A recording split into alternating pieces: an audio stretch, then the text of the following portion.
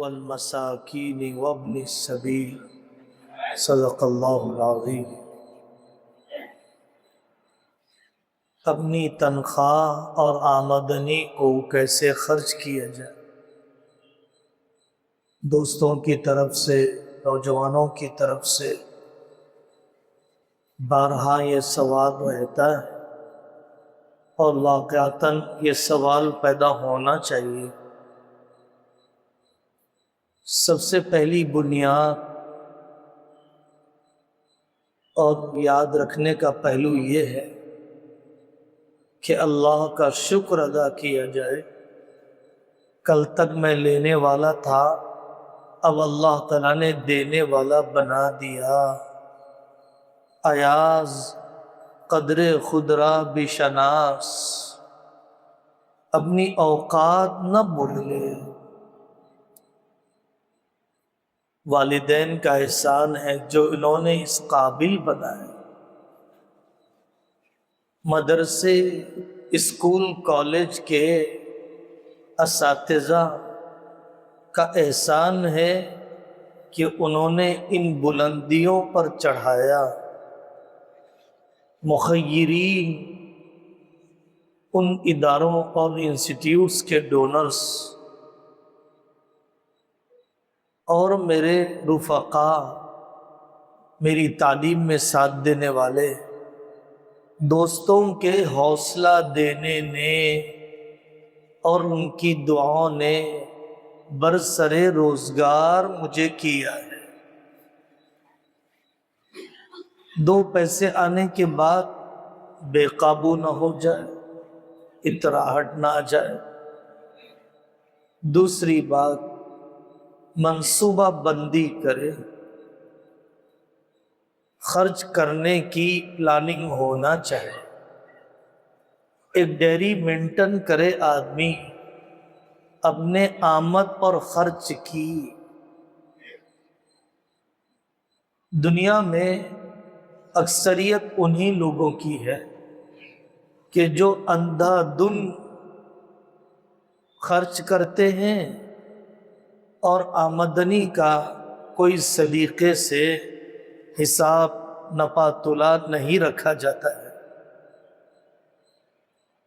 تیسری بات، قرآن کریم نے اس پہلو کو ذکر کیا، یسألونک ماذا ينفقون، کہ اے رسول آپ سے آ کر صحابہ پوچھتے ہیں کہ وہ کہاں خرچ کریں، کیسے خرچ کریں۔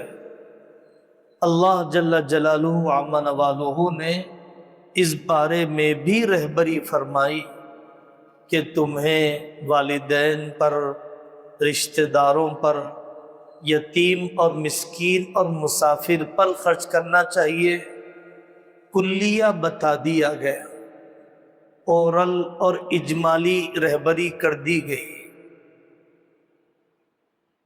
حضرت نبی پاک صلی اللہ علیہ وسلم نے اور فقہائے کرام نے بہت باریکی کے ساتھ خرچ کرنے کی تدبیر، ترتیب اور مراحل بتلائے ہیں۔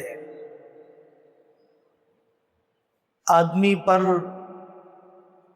اگر نکاح ہو چکا ہے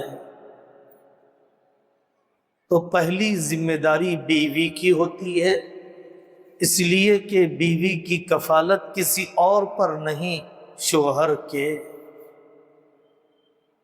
اور اپنے ہی بچوں کی، نابالغ اولاد کی کفالت ہوتی ہے۔ نابالغ اولاد کی کفالت باپ کے ذمے، کسی اور پر نہیں جب تک کہ وہ صاحب وسعت ہے۔ تیسرے نمبر پر ہر بیٹے کو چاہیے کہ ماں باپ کے خرچ میں حصہ لے، اپنے بھائی بہنوں کی تعلیم، شادی اور ان کی خدمت میں دلچسپی لے۔ نکاح ہی نہیں ہوا تو اسے چاہیے کہ اپنے نکاح کے سلسلے میں پس اندازی، بچت کرنا، اپنے پیروں پر کھڑے ہونے کے بعد اپنی جوانی کو بے داغ بنانے کی جو ترتیب بھی ہو سکتی ہے وہ اپنائیں۔ ایک طبقہ وہ ہے جو اپنے خاندان پر خرچ کرنے کو نیکی ہی نہیں سمجھتا، اور ایک طبقہ وہ ہے جو خاندان، بیوی بچوں پر ہی خرچ کرنا چاہتا ہے، دین کے کاموں میں کوئی دلچسپی نہیں۔ دونوں بے اعتدالیاں، افراط و تفریط ہے۔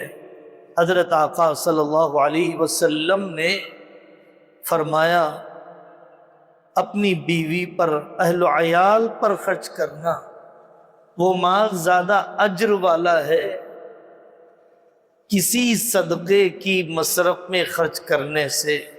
اعظمها اجرا الذي انفقته على اهلك حتى ما تجعل في امرأتك، جو لقمہ تم اپنی بیوی کے منہ میں محبت کے ماحول میں رکھتے ہو اس پر بھی اللہ تعالیٰ تمہیں اجر دے گا۔ حدیث کی کتابوں میں باقاعدہ باب ہوتا ہے، چیپٹر ہوتا ہے نکاح کے بعد، باب النفقات کا، اس میں ان حدیثوں کو نقل کیا۔ فقہا کے یہاں بھی کتاب النکاح رضاعت اور حضانت اور عدت کے بعد نفقات کا باب ہوتا ہے۔ خرچ کی ذمہ داری، خرچ کا سلیقہ، دونوں اس کے اندر بہت تفصیل سے بتایا گیا۔ آقا صلی اللہ علیہ وسلم نے فرمایا اذا اعطى الله احدكم خيرا فليبدأ بنفسه واهل بيته، اپنی ذات پر خرچ کرے، اپنے گھر والوں پر خرچ کرے۔ عام طور پر سواری کی ضرورت ہوتی ہے، واقعتاً ضرورت کے بقدر سواری آدمی خریدے، لیکن رواج کا دباؤ ایسا ہے 2 پیسے آتے ہی آئی فون خریدنا ہے، اور 2 پیسے آتے ہی لون پر فلانا فلیٹ لینا ہے، اور ای ایم آئی پر کار خریدنا ہے۔ بہت جلدی قرضے کا عادی ہو جانا، اسراف اور فضول خرچی، نمائشی زندگی کی طرف چلے جانا نا سمجھی ہے۔ اپنے ڈول میں سوراخ، اپنے برتن میں چھید، اپنی کمائی میں بے برکتی کا دروازہ کھول لینا ہے۔ اللہ تعالیٰ نے قرآن کریم میں عباد الرحمن کا ذکر کیا، وہاں پر اللہ نے فرمایا کہ رحمان کے بندے خرچ کرنے میں اعتدال والے ہوتے ہیں۔ حضرت لقمان حکیم نے اپنے بیٹے کو نصیحت کی، قرآن نے اپنا حصہ بنایا ان نصیحتوں کو۔ کون سی وہ بنیادیں ہیں جس پر حضرت لقمان حکیم نے اپنے بیٹے کو ترغیب دی؟ اس زمانے میں کیا کیا اچیومنٹ اور کیا کیا گول اور کون کون سے کارنامے بچوں کے دماغوں میں بسائے جاتے ہیں۔ میرے بھائیوں، پڑھو حضرت لقمان حکیم نے اپنے بچے کی کیا رہبری کی ہے۔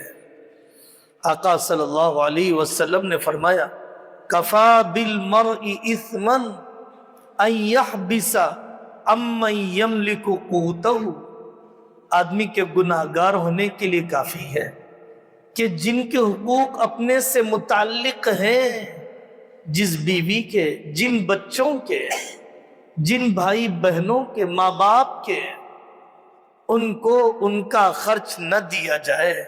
کفا بالمرء اثما ان يضيع من يقوت، پیسے آ گئے، ڈھابوں کی طرف نکل گئے، گھومنے کی طرف چلے گئے، اور اسکول کی فیس ادا نہیں کی گئی، والدین کو دوائی لا کر نہیں دی گئی، بہنوں کے نکاح میں حصہ نہیں لیا گیا۔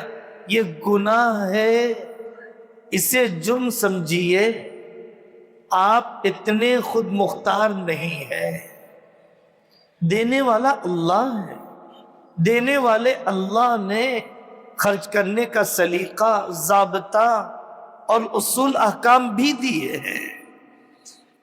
کتنی سخت حدیث ہے، آقا صلی اللہ علیہ وسلم نے فرمایا الا انبئکم بشرارکم، الا انبئکم بشرارکم، بدترین لوگ تمہیں بتاؤں، الذی یأکل وحدہ، جو تنہا کھاتا ہے، اتنا لالچی، انتہائی بخیل، کسی کے حق کا اس سے خیال نہیں، وَيَجْلِدُ عَبْدَهُ، غلام کو مارتا بھی ہے، وَيَمْنَعُ رِفْدَهُ، جو مستحق لوگ ہیں اس کا خیال اس سے نہیں آتا ہے، اجعلها لفقراء اقاربک، اپنے خاندان کے مستحقوں کو دیکھ،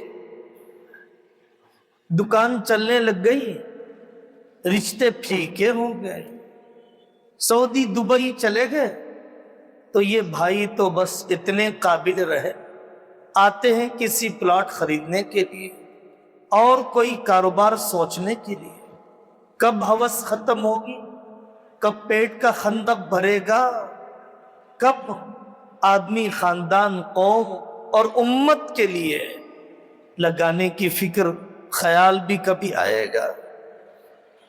حضرت طارق محاربی رضی اللہ عنہ فرماتے ہیں، میں مدینہ پاک آیا، حضرت آقا صلی اللہ علیہ وسلم کا سب سے پہلا بول میں نے سنا، ید المعطی العلیٰ، دینے والے کا ہاتھ اونچا ہاتھ ہوتا ہے، بڑا ہوتا ہے، وابدأ بمن تعول، اپنے ماتحتوں پر خرچ کرنے سے اپنے انفاق کو شروع کرو۔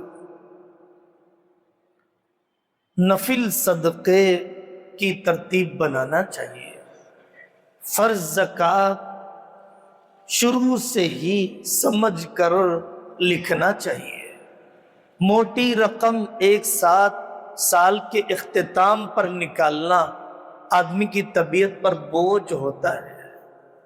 زکوٰۃ تو آخری درجہ ہے، زکوٰۃ کا ادا نہ کرنا تو گناہ ہے، نفل صدقہ اپنی آخرت بنانے کے لیے، اللہ تعالیٰ سے اس بات کے اظہار کے لیے کہ جب مجھے مال سے نہیں آپ سے محبت ہے، صدقہ اس کا مطلب یہی ہے، یہ صدق سے نکلا ہے۔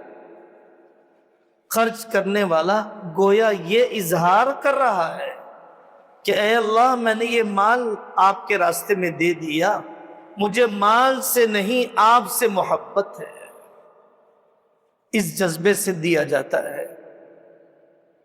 ذاتی مکان اپنے حدود میں اپنی حیثیت کے مطابق دوسرے سے کمپیر کیے بغیر صرف ضرورت کی تکمیل کے لیے واقعتاً ضرورت ہے اس کے لیے بچت کرنا چاہیے، سیونگز ہونا چاہیے۔ بیماریاں حوادث لگے ہیں، ایمرجنسی میں علاج کرانے کی ایک رقم تاکہ دوسروں کے سامنے ہاتھ نہ پھیلانا پڑے، اس کی بھی منصوبہ بندی ہونا چاہیے۔ اپنی کمائی کی بڑی مقدار تعلیم اور صلہ رحمی پر لگاؤ، تعلیم اور صلہ رحمی پر لگاؤ۔ نہیں ہے توجہ تعلیم پر جیسے ہونا چاہیے، صلہ رحمی پر، خاندانی حقوق پر جیسے ہونا چاہیے، تربیت پر، اپنے گھر میں اللہ والے آئیں، ہمارا سفر اللہ کے راستے میں ہو، تبلیغی جماعت کا ہو، ملکوں کا ہو، خانقاہوں کا ہو، اپنی فیملی کو لے کر کسی اللہ والے کے یہاں اللہ کی محبت سیکھنے کے لیے، آخرت بنانے کے لیے جاؤ، اس پر اپنا مال لگانا چاہیے۔ تعجب ہوتا ہے لوگ قرآنی مکتب کی فیس بھی نہیں دیتے، تعجب ہوتا ہے اسکولوں میں جب حاضری ہوتی ہے، کالجوں میں جب حاضری ہوتی ہے، لاکھوں روپے کی فیس ادا کرنے سے مکرتے ہیں لوگ، اسکول بدل دیتے ہیں، تو ہم نے اپنی کمائی لگائی کہاں پر ہے؟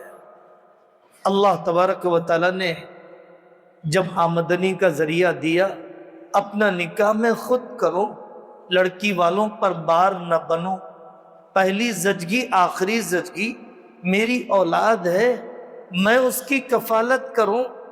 یہ کیسا ہندوانہ طریقہ ہے کہ نکاح کے اخراجات بھی لڑکی والوں پر، پہلی زچگی بھی لڑکی والوں پر۔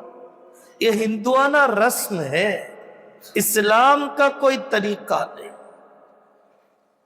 اللہ تبارک و تعالی اس ترتیب سے آدمی اپنی آمدنی کو، اپنی تنخواہ کو دینے والے اللہ کے ضابطے کے مطابق خرچ کرتا ہے تو دیکھا گیا برکتیں دیتے ہیں۔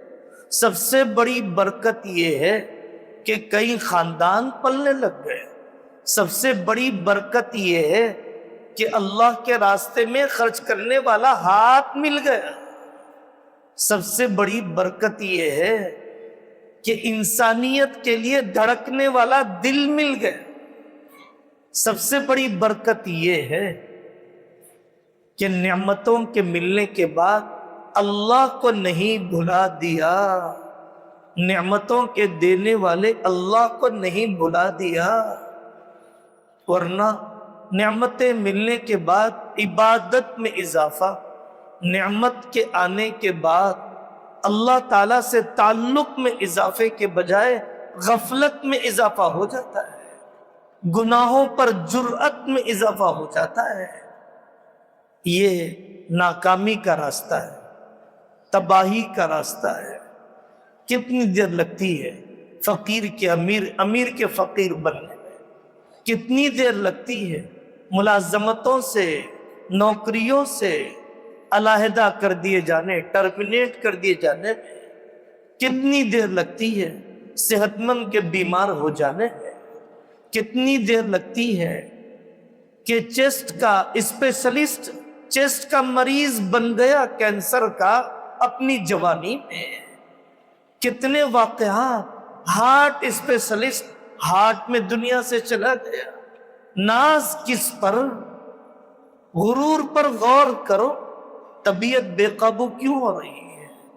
اللہ تعالی ہم سب کے نفس کی تربیت فرمائے اور اللہ کی شریعت کے مطابق ہر قدم پر جینا مرنا اللہ آسان فرمائے۔ وآخر دعوانا ان الحمدللہ رب العالمین۔